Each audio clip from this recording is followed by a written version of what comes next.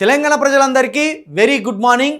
మంత్రి వివేక్ ముఖ్యమంత్రి రేవంత్ రెడ్డిని లైట్ తీసుకుంటున్నాడా?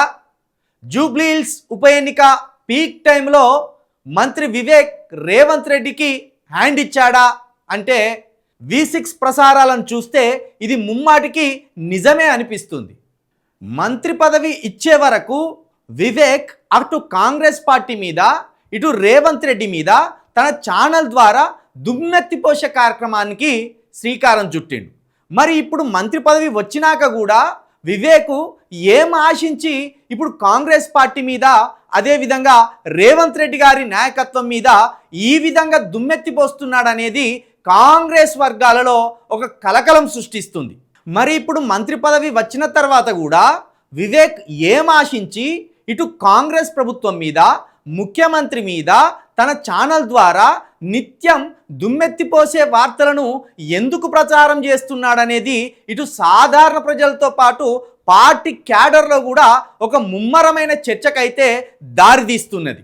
అసలే మూలిగే నక్క మీద తాటికాయ పడ్డట్టు కాంగ్రెస్ పాలన ఏ మాత్రం బాగాలేదని ప్రజలు తిట్టుకుంటున్నారు, ప్రజలు దుమ్మెత్తిపోస్తున్నారు. ఇలాంటి సందర్భంలో మంత్రి వివేక్ తన ఛానల్ ద్వారా ప్రభుత్వం మీద దుమ్మెత్తిపోయడం ఇప్పుడు కాంగ్రెస్ క్యాడర్లో ఒక కలకలం సృష్టిస్తుంది, ఒక కాకరేపుతుందనే చెప్పాలి. అసలు విషయానికి వస్తే నిన్న ముఖ్యమంత్రి రేవంత్ రెడ్డి జూబ్లీ హిల్స్లో రోడ్డు షో నిర్వహించడం జరిగింది. ఈ రోడ్డు షోకు సంబంధించి మంత్రి వివేక్ తన V6 ఛానల్లో ప్రసారం చేయకుండా లైట్ తీసుకున్నాడు. అదే సమయంలో తన ఛానల్లో ప్రభుత్వానికి వ్యతిరేకంగా తెలంగాణలో డ్రగ్స్ వాడకం విపరీతంగా పెరిగిపోయిందని ఒక వ్యతిరేక వార్తను ప్రసారం చేయడం ఇప్పుడు కాంగ్రెస్ ప్రభుత్వానికి అదేవిధంగా రేవంత్ రెడ్డి గారికి తలగొట్టేసినంత పని చేసింది.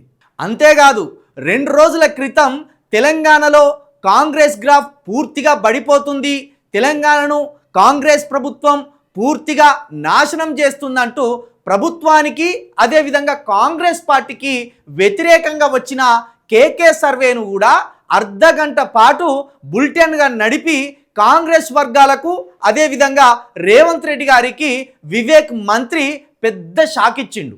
జెట్ స్పీడ్తో దూసుకుపోతున్న తెలంగాణ అభివృద్ధిని కాంగ్రెస్ ప్రభుత్వం అర్ధాంతరంగా నాశనం చేసిందని ఇటు ప్రతిపక్షాలు ఫుట్బాల్ ఆడుకుంటున్నాయి. మరొక వైపు కాంగ్రెస్ ఇచ్చిన మేనిఫెస్టోలో ఒక్కటి కూడా పూర్తిగా నెరవేర్చలేదని సాధారణ ప్రజలు రేవంత్ రెడ్డికి కంటి మీద కునుకు లేకుండా చేస్తున్నారు. ఇలాంటి క్రమంలో మంత్రుల కుమ్ములాటలు చాలవన్నట్టు ఇప్పుడు ఏకంగా రేవంత్ రెడ్డినే సహచర మంత్రులు లైట్ తీసుకోవడం ఇప్పుడు రాజకీయాల్లో వాడివేడి చర్చకు దారితీసినట్టయింది.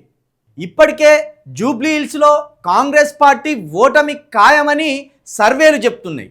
మరొక వైపు జగ్గారెడ్డి లాంటి సీనియర్ నాయకులు హైడ్రా వల్లే జూబ్లీ హిల్స్ ఉప ఎన్నికల్లో కాంగ్రెస్ పార్టీ ఓడిపోనుంది అని ఓపెన్ స్టేట్మెంట్ ఇవ్వడం ఇప్పుడు ఏకంగా మంత్రి వివేక్ రేవంత్ రెడ్డికి వ్యతిరేకంగా వార్తలు ప్రసారం చేయడం చూస్తుంటే ఓడిపోయే ఉప ఎన్నికకు కవరేజ్ ఎందుకు అన్నట్టు కనిపిస్తుంది.